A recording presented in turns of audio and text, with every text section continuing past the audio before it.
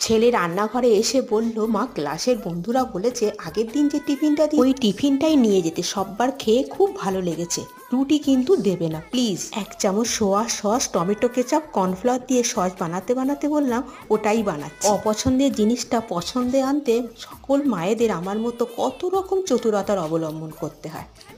ডিমের ভুজিয়া করে নামিয়ে রেখে ওই কড়াইতে সব সবজিগুলো দিয়ে দেবো। কারি পাতাটা আমি একটু শেষেই দিচ্ছি কারণ বড্ড ছিটকায়। ব্যাস, এবার দেখো দুটো রুটি নিয়েছি, একটু টাইট করে রোল করে ছুরি দিয়ে কিন্তু কেটে নেব। কাটলে এরকম লম্বা লম্বা হয়ে যাবে, যেটা বোঝার কোনো উপায় নেই যে চাউমিন খাচ্ছি না রুটি খাচ্ছি। ব্যাস, এবার কড়াইতে দিয়ে দাও, দিয়ে ভালো করে কিন্তু ভাজো। সবজিগুলোও কিন্তু বেশি ভাজিনি, অল্পই ভেজে। ঝালটা একটু বুঝে দিয়ে ডিমের ভুজিয়া আর সসটা দিয়ে ভালো করে নাড়িয়ে কিন্তু টিফিন কৌটো প্যাক করার জন্য রেডি। দেখে কি মনে হচ্ছে? অসাধারণ না?